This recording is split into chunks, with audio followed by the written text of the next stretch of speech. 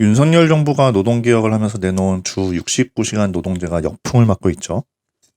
일단 이 제도를 좀 잘못 알고 있는 사람들이 너무 많아가지고 설명을 좀 해야 될 것 같아요.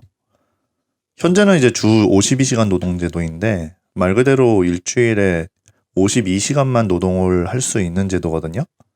이걸 이제 윤석열 정부는 69시간까지 늘리겠다는 얘기죠. 말 그대로만 보면 노동자에게 더 오래 일을 하라고 그러는 제도처럼 보이지만 정부에서는 의도가 그렇지 않다고 얘기를 합니다.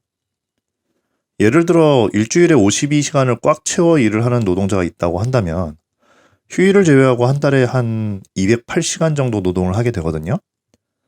근데 주 69시간 노동제로 바뀌면 그만큼 한 달 동안 노동시간이 더 늘어나는 게 아니라 208시간은 그대로 유지된 채로 한 주에 할 수 있는 최대 노동시간만 늘어나는 거고요.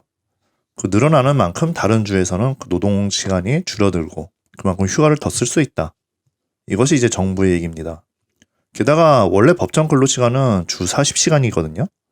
52시간이니 69시간이니 하는 건 초과 근무, 흔히 이제 야근이라고 불리는 부분을 얘기하는 거죠.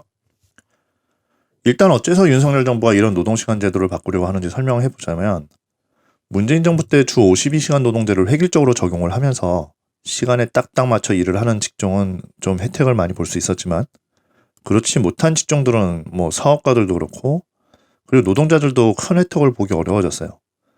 예를 들어 아침 9시에 문을 열어서 저녁 뭐 4시 이때 문을 닫는 은행 같은 경우나 혹은 주로 낮에 영업을 하는 뭐 일반 병원, 사무실 혹은 대기업, 공장 이런 데도는 52시간 노동제가 적용돼도 큰 문제가 없었을 겁니다. 그러나 우리나라에 일을 하는 사람들이 전부 이런 획일화된 시간에 묶여 있는 건 아니거든요. 그래서 문제가 되는 거죠. 매일 꾸준히 똑같은 일을 반복하는 직업이 아니라 특정 시기에 일이 몰리는 직종들이 있습니다.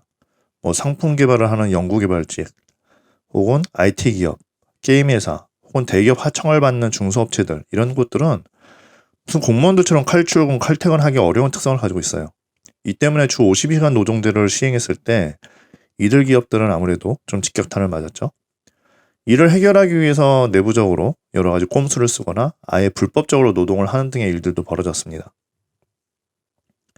애초에 기업과 노동시장 간의 계약에 의해서 이루어져야 할 노동의 문제를 정부가 법으로 일괄적으로 적용하려고 했던 게 문제죠. 윤석열 정부는 이걸 기존 노동시간을 크게 늘리지 않는 선에서 해소하려고 했던 거고 그래서 나온 게 주 69시간 노동제거든요. 그렇다면 이걸 반대하는 사람들은 왜 반대를 할까요? 물론 이 제도에 대해서 제대로 알지 못한 채 노동시간이 52시간에서 69시간으로 늘어난다. 이런 선동을 당해서 반대하는 것일 수도 있습니다.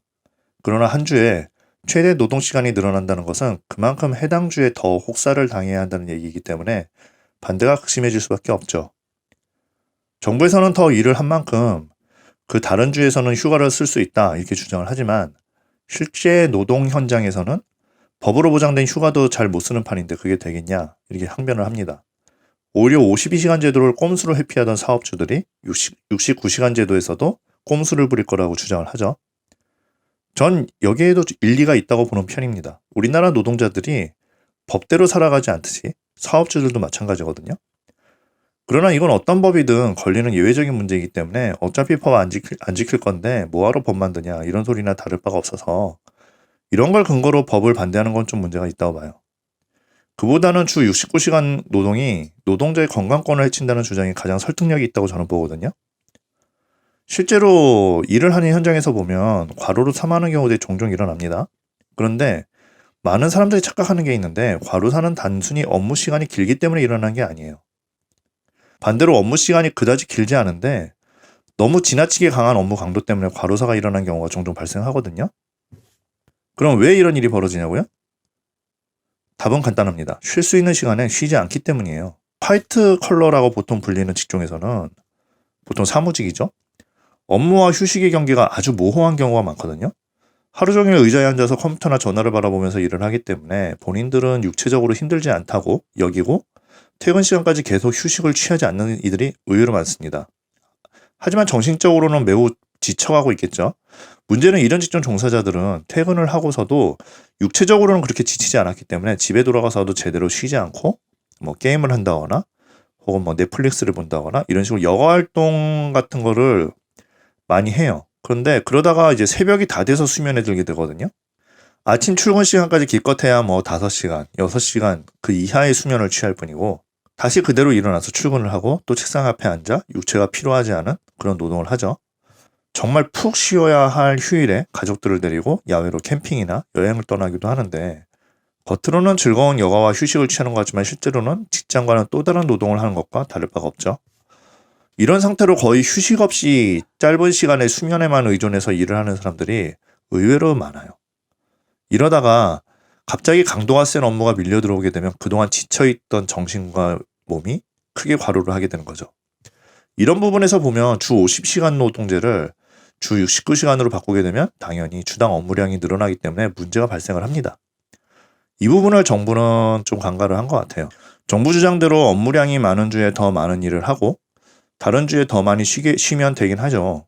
근데 문제는 한국인들의 생활 패턴이 그런 식으로 자리를 잡고 있지 않다는 데 있습니다. 간단히 말해서 한국인들은 쉬어야 할 때 잘 쉴 줄을 모릅니다. 그렇다고 주 52시간 노동제를 유지해야 하느냐에 대해서도 의문이 있어요. 주 52시간 노동제는 그렇지 않아도 생산성이 매우 낮은 한국의 노동시장을 더 경직되게 만들고 있고 그만큼 신규 고용을 어렵게 만드는 악영향을 주거든요.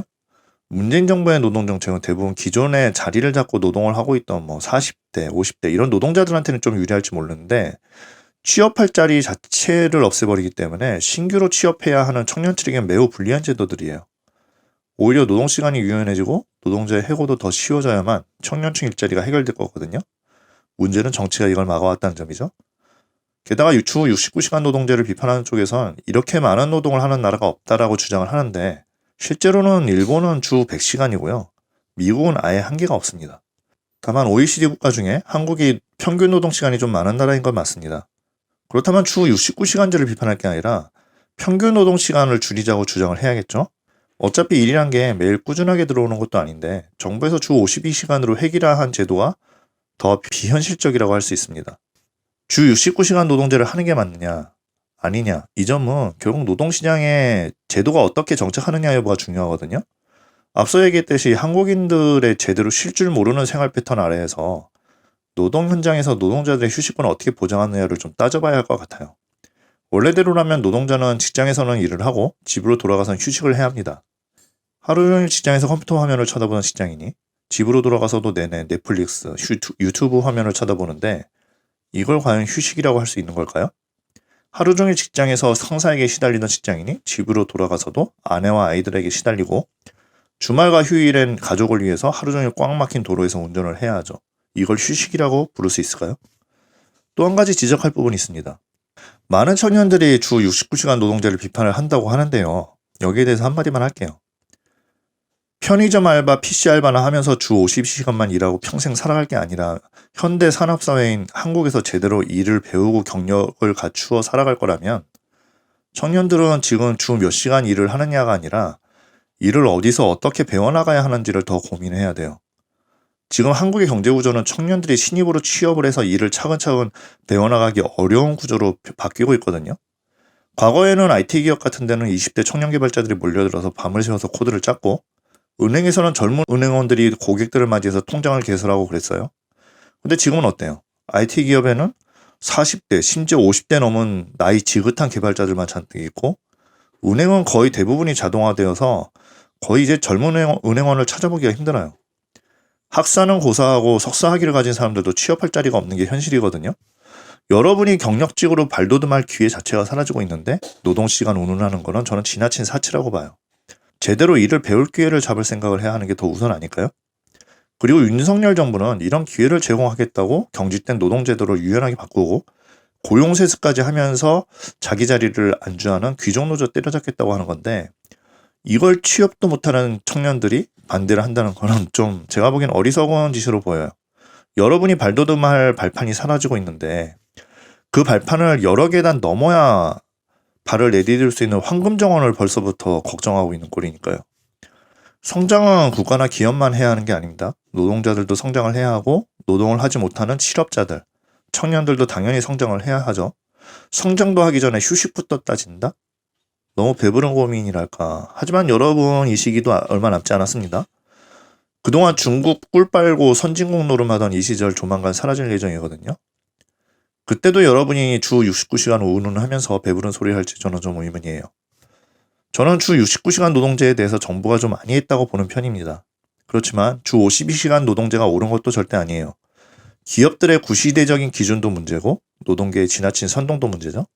하지만 가장 중요한 건 결국 노동자가 자신에게 주어지는 휴식권을 얼마나 어떻게 보장받느냐. 그리고 잔업에 대한 초과수당에 대한 문제까지.